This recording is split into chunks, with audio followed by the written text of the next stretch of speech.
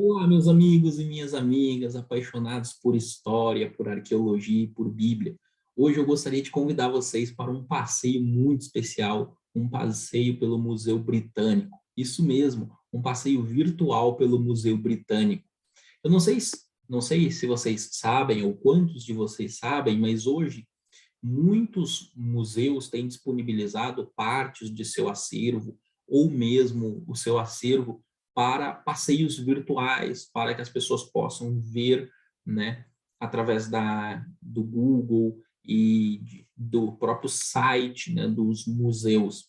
E o Museu Britânico, para nós que estudamos e gostamos de arqueologia e história antiga, e principalmente naquilo que se refere ao texto bíblico e o mundo em que o texto bíblico foi produzido e aquelas narrativas da Bíblia aconteceram, o Museu Britânico ele tem muita coisa nesse sentido, é um museu muito rico, né, em artefatos e tal. Então, eu gostaria de convidar vocês, obviamente eu não vou conseguir fazer um passeio pelo museu todo, porque o museu ele é bastante grande, né, mas eu gostaria de fazer um pequeno passeio com vocês, pelo menos por uma parte do museu, posso mostrar outras, e a gente vê como que esse passeio virtual pode ser interessante, né, pode ajudar mesmo no próprio estudo do texto sagrado, certo? Eu vou compartilhar com vocês aqui a página do Museu Britânico. Aqui o que vocês estão vendo é a página do Museu Britânico. E o que eu gostaria, eu vou convidar vocês, neste passeio inicial, a nós olharmos exatamente aqui para a Mesopotâmia, né, por essa exposição que há lá no Museu da Mesopotâmia, que é ali de 6.000 antes da Era Comum até 1500, certo? Então, deixe-me entrar aqui com vocês nesse nosso tour virtual. Ok, aqui nós já temos uma parte do acervo, tá? Vocês podem encontrar aqui, por exemplo, vamos nos aproximar aqui dessa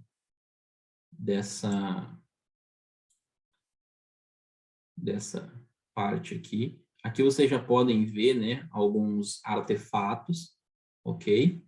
Eu vou dar ênfase em um artefato em especial com vocês aqui, que eu acho ele bem interessante, tá? Aqui você tem o templo de Ninhursag, né? São artefatos aí do templo, ok?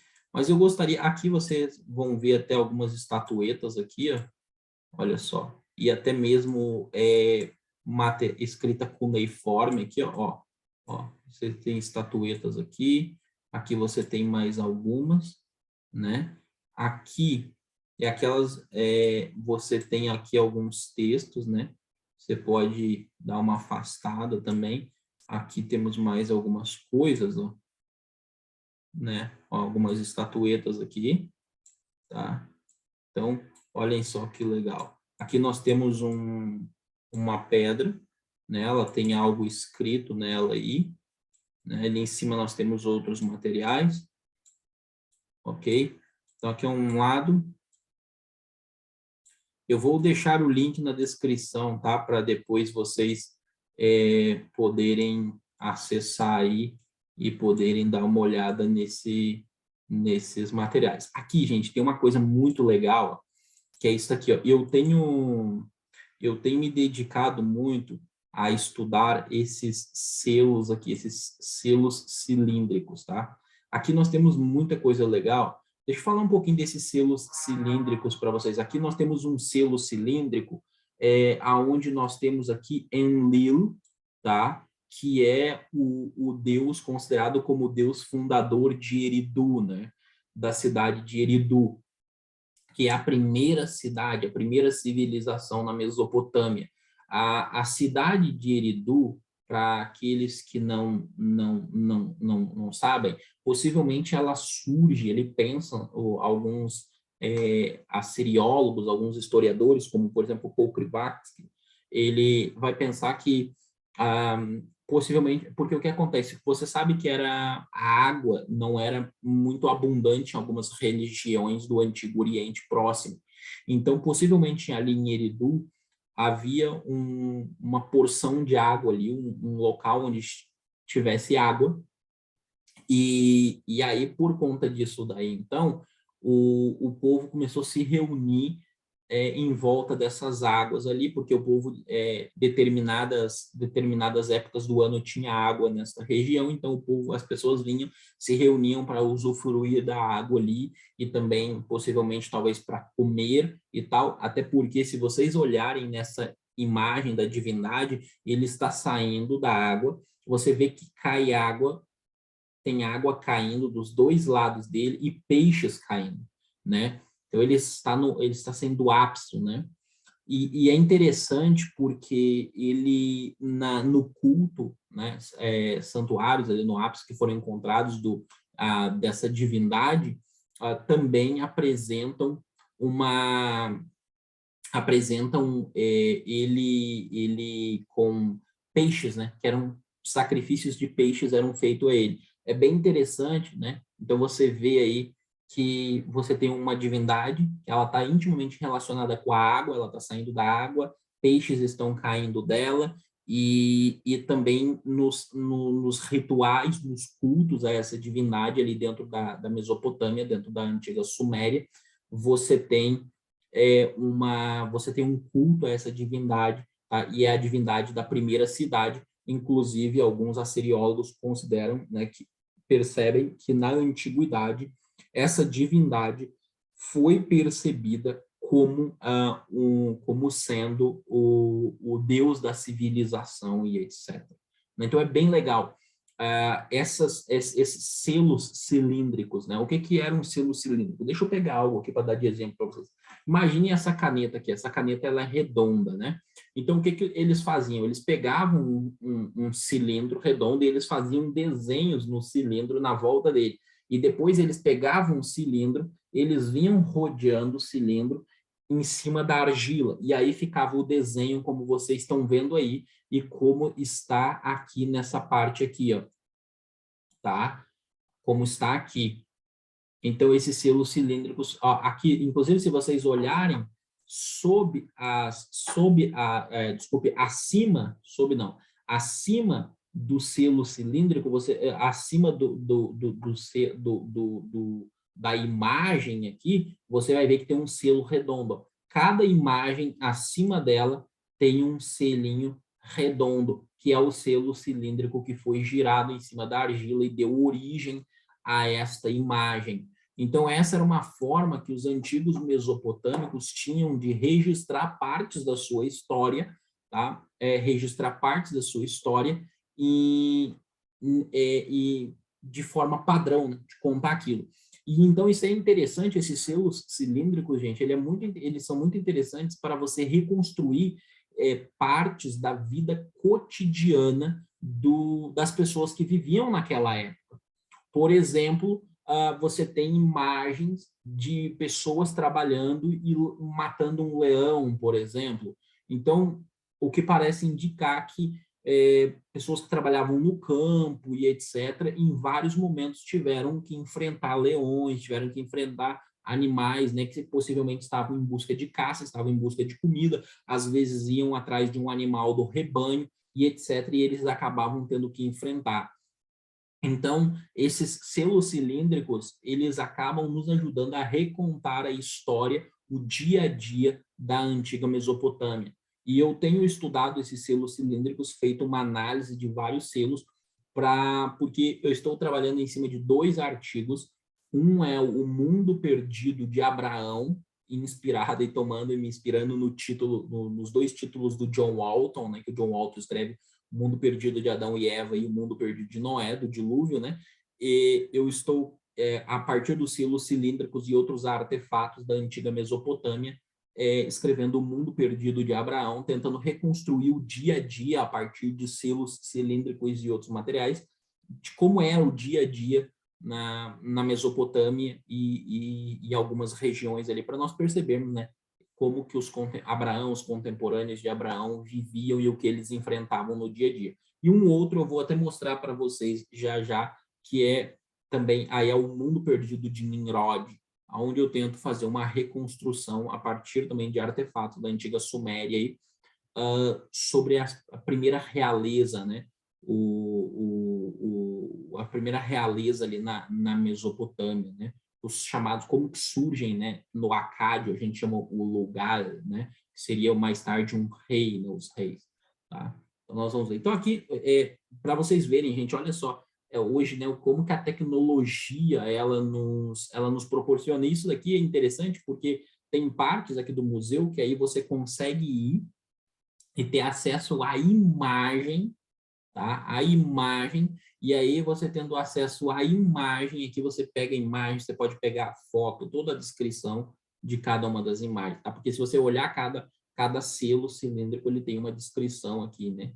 Ao lado, né? Como é natural, a mesma coisa essa imagem aqui, tá? Ok, aqui nós temos outras estatuetas e tal, né? De divindades. Aqui você tem algumas tablets de escrita cuneiforme, vamos dar uma olhada aqui, né? Você tem alguns textos aqui de escrita cuneiforme, vocês já devem, né? A escrita cuneiforme, ela é bastante famosa, então certamente que vocês já devem ter ouvido, né? Se você olhar aqui, vocês vão ver que eles estão com um selo cilíndrico bem aqui no cantinho, ó, até tem um exemplo, né? A imagem sendo feita e o rolo sendo aqui deslizado sobre a argila, né? Para fazer a imagem, né? E aqui embaixo, se vocês notarem, bem aqui vocês têm um selo cilíndrico, ó. Um selo cilíndrico, ó. Estão vendo aqui, ó, os animais. Isso aqui é interessante, né? Você tem o selo cilíndrico aqui e os animais. Por que que isso é interessante? Porque durante muito tempo na arqueologia se debateu, e ainda alguns ainda discutem, né? Que o texto do Gênesis diz que Abraão tinha camelos, né? E aí muitos críticos diziam, olha, o texto é anacrônico, né? O texto não está refletindo uma realidade histórica da época de Abraão. Por quê? Porque nessa época, na Mesopotâmia, não haviam camelos domesticados. E alguns, hoje nós sabemos que, na verdade, haviam sim camelos domesticados, nós temos acesso a alguns selos cilíndricos que mostram pessoas montadas em camelos e andando em camelos na Mesopotâmia. Então, para você perceber como esses selos são valiosos para nós reconstruirmos o dia a dia do mesopotâmico, tá? Bom, deixe-me mostrar uma outra parte para vocês. Eu estou aqui ainda na parte, essa parte que estou compartilhando com vocês é uma parte aqui mesopotâmica, tá? E suméria, ok? Mas você tem outras partes, tem a parte romana. Eu particularmente, a parte da arqueologia e história que eu mais gosto de estudar é exatamente a Suméria, tá, gente? É a arqueologia mesopotâmica, tá? E também egípcia. Eu gosto muito da egípcia, mas gosto muito mais da mesopotâmica. Tá? Aqui nós temos na parede aqui, né? Deixa eu mostrar para vocês aqui. Deixa eu fazer aqui. Aqui, pronto. A gente vai vendo aqui. Aqui nós temos a imagem, né? Que do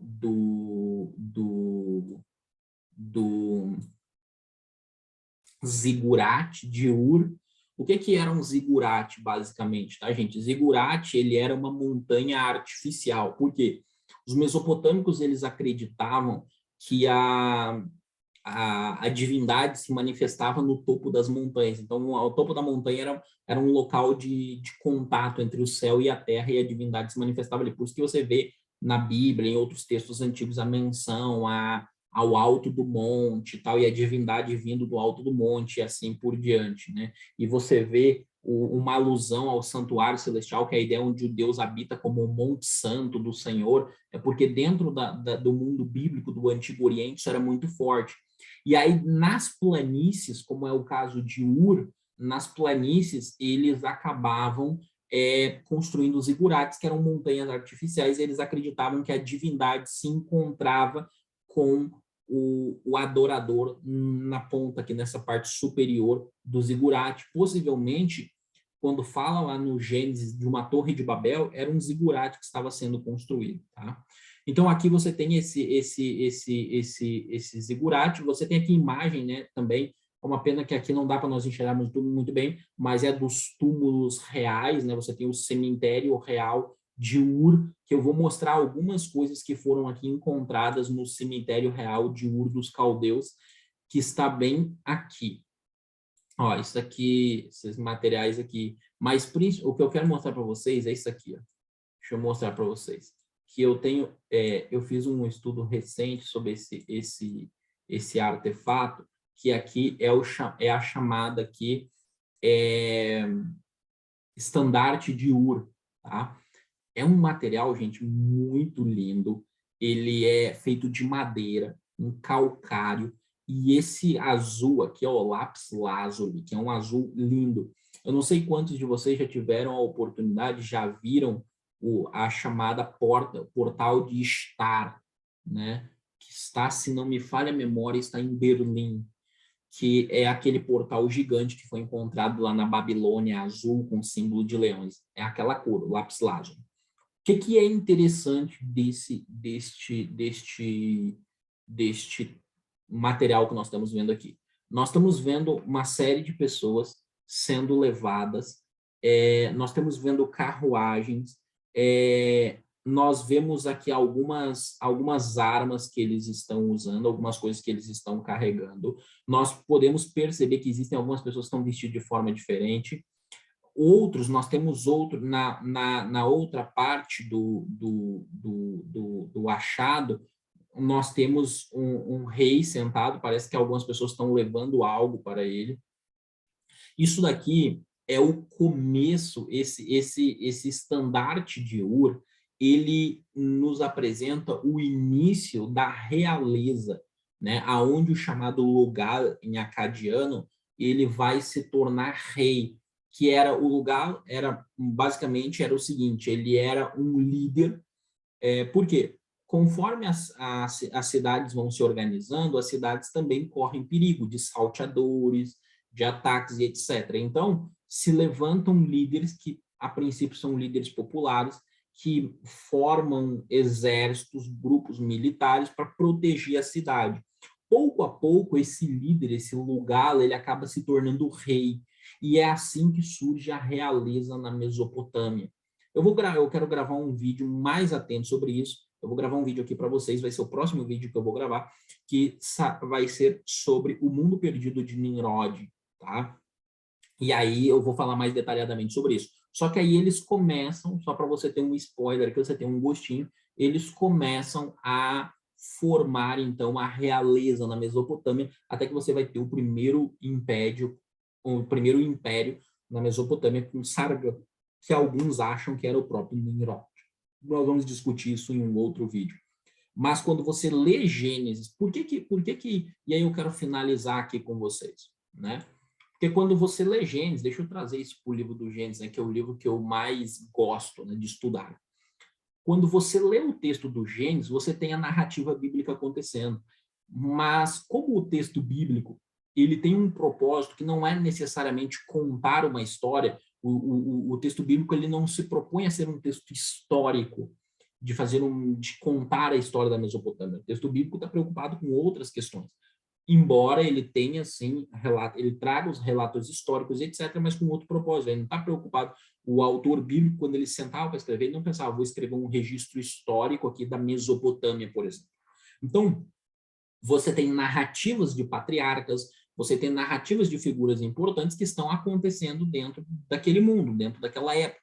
Porém, você não tem o cenário da época, você tem aquilo dali. Então, quando você lança a mão desses artefatos, você lança a mão desses achados arqueológicos e históricos, o que você consegue? Você consegue começar a reconstruir o mundo em que viviam aqueles personagens.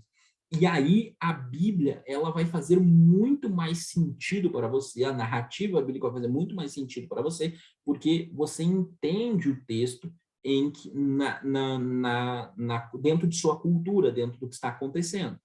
Então, por exemplo, mesmo dentro do Brasil, se você, por exemplo, uma pessoa que mora no Nordeste, eu nasci, fui criado no Rio Grande do Sul, depois já de adulto, saí do Rio Grande do Sul, morei em São Paulo, morei em Minas e morei na Bahia. Né? Morei um pouco em cada um desses lugares. Morei alguns anos em São Paulo, alguns anos em Minas, morei alguns anos na Bahia, voltei para Minas, hoje eu estou em Minas. Mas veja, por exemplo, se você pega a música tradicional gaúcha, pensa na música tradicional gaúcha. Então, você tem, por exemplo, uma frase de uma música de César Oliveira e Rogério Melo, onde eles falam assim, o mate depois da lida, nas cismas do entardecer. Se você fala isso para uma pessoa que nasceu no Nordeste, não conhece o Rio Grande do Sul, não conhece a cultura gaúcha, ela vai ter dificuldade de imaginar essa cena. Ele tem o texto escrito, o mate depois da lida nas cismas do entardecer, né? Ou quando ele fala assim, na invernada do lagoão até o potreiro das casas, pouco mais de meia quadra de várzea, trevo e coxilha. E o bendito que arrepia o pelo da minha tordilha. Então, você escuta uma música como essa, se você não conhece a cultura gaúcha, se você não sabe, por exemplo, que em vários lugares as pessoas que trabalham no campo, né, trabalham na lida com gado, trabalham com campo e implantação, elas chegam, né, e aí quando ao entardecer, né, e eles param para tomar chimarrão, né, muitas vezes sentado na frente das casas, porque nas cidades, né, mas no interior, no Rio Grande do Sul, não tem cerca, então as pessoas sentam nas cadeiras no fim das casas, tomam chimarrão com sua esposa, com seus filhos, às vezes com algum amigo, conversando e as pessoas passando e o dia terminando de se encerrar. Então, quando ele fala o mate depois da lida nas cismas do entardecer. Se você não conhece a cultura gaúcha, se você não conhece a cultura do interior do Rio Grande do Sul, dificilmente você vai conseguir ter uma cena dessa na sua cabeça reconstruída. Você tem a frase solta. Então, na Bíblia, muitas vezes acontece exatamente isso conosco. Nós temos um texto escrito, nós temos um trecho ali narrado, porém nós não temos o quadro histórico da época, né? Então, agora você imagina, se eu dei esse exemplo, que é um exemplo bastante atual, né? Que dentro de um Brasil rico em cultura e diversificado, como é o nosso, imagine você, nós falarmos de uma Mesopotâmia de 4.000 anos atrás, 3.000 anos atrás. Então, nós estamos muito distante. E aí, neste sentido, esses achados arqueológicos, históricos, eles nos ajudam, né, a reconstruir um cenário histórico e trazer esse background, esse pano de fundo em que o texto bíblico e as narrativas bíblicas estão sendo apresentadas e acontecem, tá bom? Eu espero que vocês tenham gostado deste passeio, espero que ele tenha sido instrutivo. Se vocês gostaram e vocês querem outros passeios como esse a outras partes do museu, vocês peçam aí nos comentários, e aí eu posso preparar aí um outro passeio, talvez por uma parte romana ou por uma parte egípcia do persa também, do Museu Britânico, tá certo? E de outros museus também. Que o Eterno bendiga você, Ritra outra. Até a próxima.